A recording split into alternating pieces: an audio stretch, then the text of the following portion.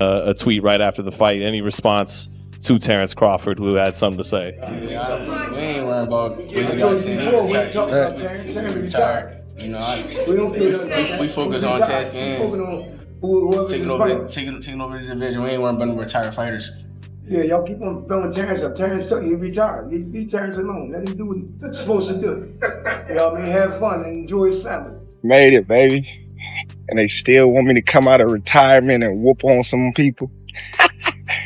Hey, what more can I ask for, man? I'm blessed. Life is beautiful right now, and I'm enjoying every bit of it. Fresh off his win over Xander Zayas, Boots Ennis wasted no time turning the page.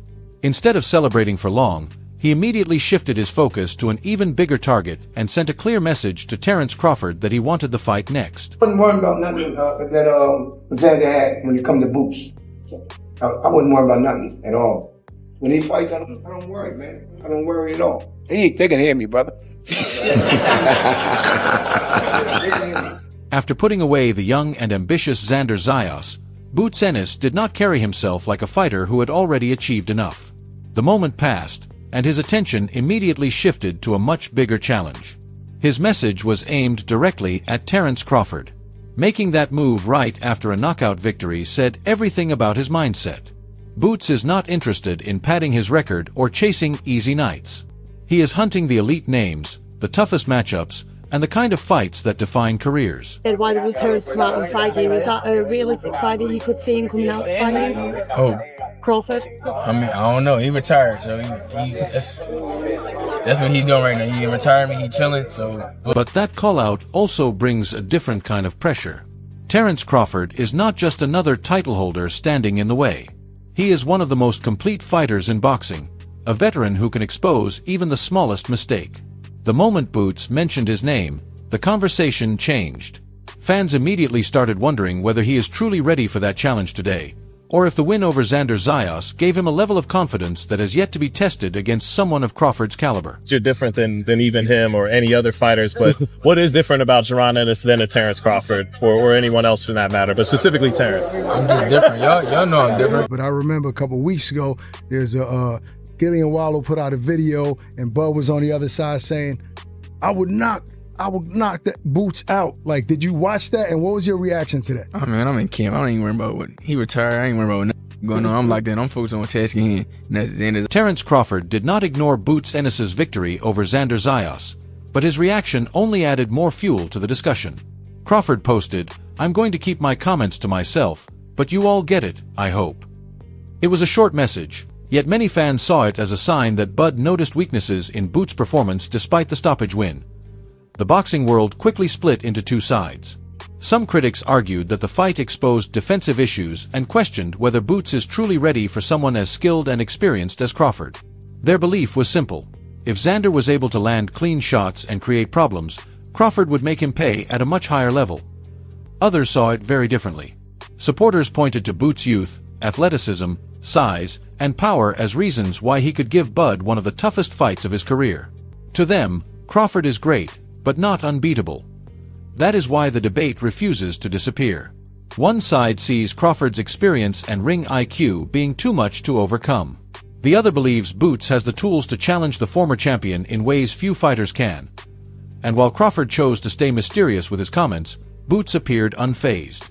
He had just stopped Xander Zayas, made his statement, and called out one of boxing's biggest names. If anything, Crawford's response only seemed to make him want the fight even more. I come back to the corner, he like, yo man. Yo man, stop playing. I'm like, yeah, he like to have fun though. From Boots Ennis's perspective, social media comments and subtle shots do not settle anything.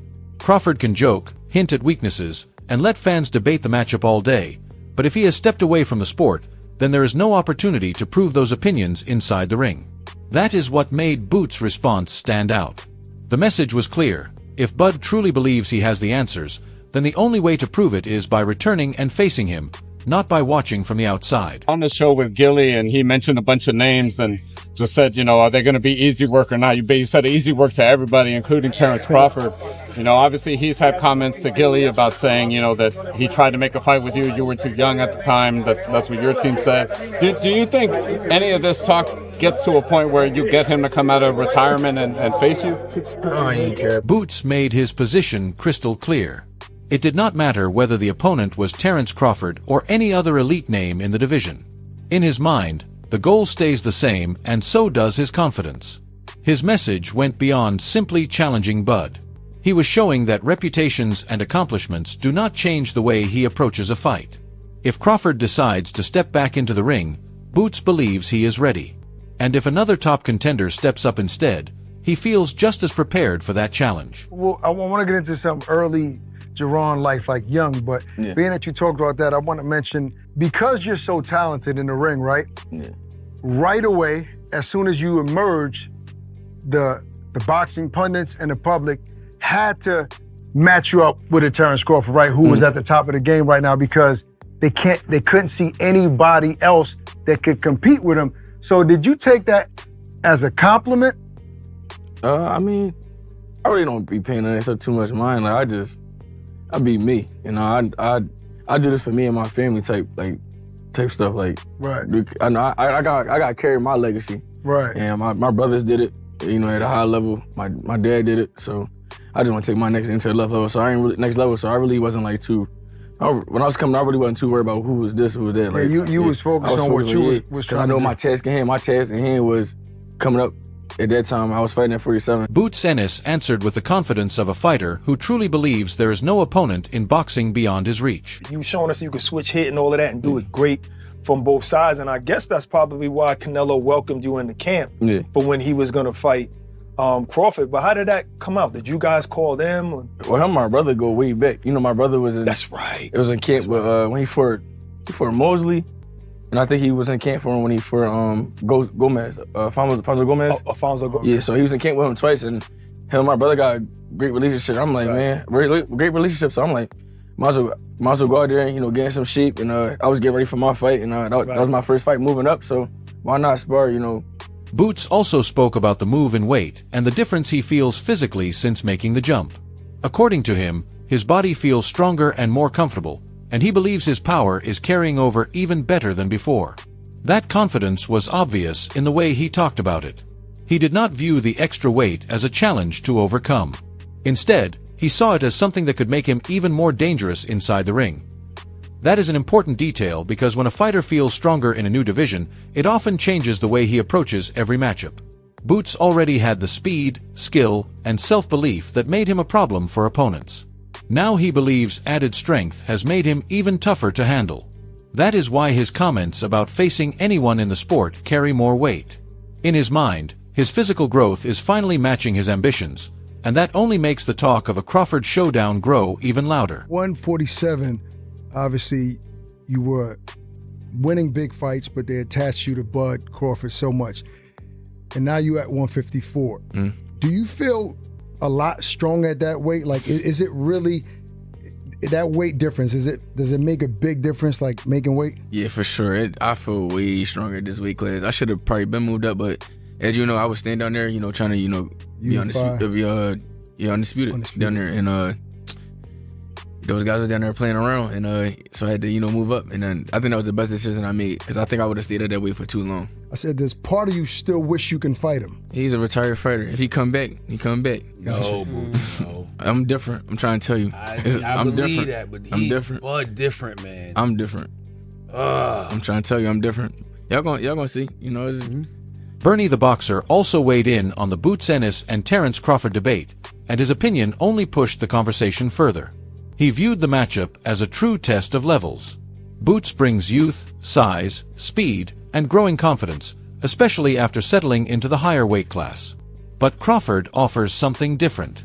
He is a master of adjustments, timing, and ring IQ, constantly finding ways to punish mistakes and turn fights in his favor. That is why opinions remain divided. Boots looks like a threat to almost everybody in boxing. The question is whether that is enough against someone as complete and experienced as Crawford. Because Bud is not just another opponent. Anyone. I just want to ask you that question first.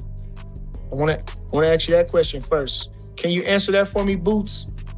If you see this interview and everybody's talking, or Boots fans or whoever it is, and everybody getting mad at me, I'm just asking you, if you're the #1 contender for Earl Spence, why would you let Bud Crawford take your spot?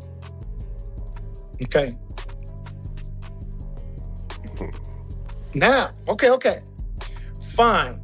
I commend you on that, because let's just say you wanted those guys to fight for that way you can be undisputed. Okay, I'm going to let those guys fight because, I want to be undisputed.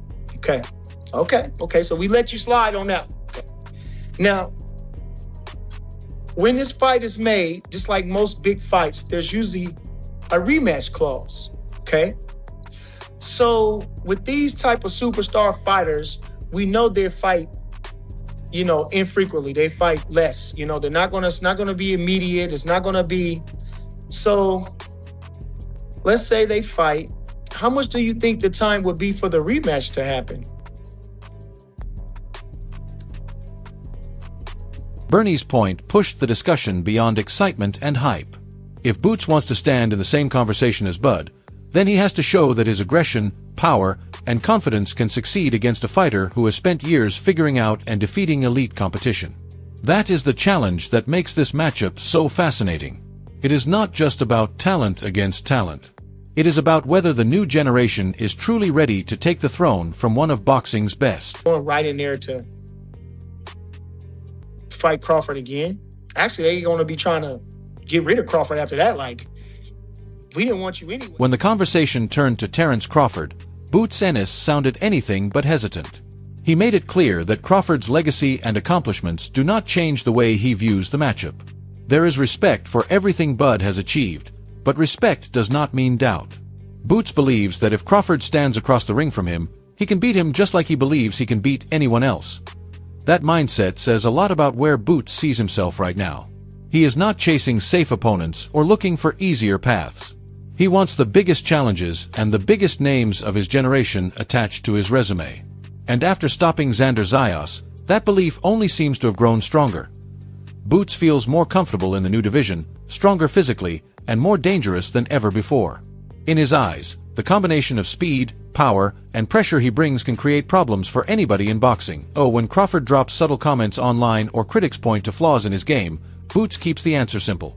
If people want to know who is right, put them in the ring and let the fight decide it. You've been tired of hearing about Terence Crawford throughout the build-up to this fight, but he did tweet something that definitely seemed like in relation to this fight, without saying much, but given a tweet right after the fight. Any response to Terence Crawford, who had something to say? Yeah, we ain't worried about what the guy said. He retired. We focus on tasking and taking over this division. We ain't worried about retired fighters. Yeah, y'all keep on filming Terence up. Terence, he retired. Leave Terence alone. Let him do what he's supposed to do. Have fun and enjoy his family. Then Boots Ennis made it clear that Team Ennis has no interest in taking a step back after the Xander Zayas victory. Instead, he pointed towards Sebastian Fundora as a potential next challenge. That alone says a lot about the confidence inside the Ennis camp right now. Boots moved up in weight, looked stronger, broke Xander down, and closed the show in impressive fashion. Because of that, Boots is not thinking about tune-up fights or safer options. He wants another champion, another tough test, and another opportunity for Boots to climb even higher in the division. Fundora presents a completely different challenge for most fighters. His height, reach, awkward style, and relentless activity make him one of the hardest opponents to prepare for. Few fighters with his size fight the way he does, which makes him a unique puzzle to solve. That is exactly why the callout matters. Team Ennis believes Boots has the speed, power, movement, and strength to handle that kind of challenge. After the win over Xander, the message from Boots was clear.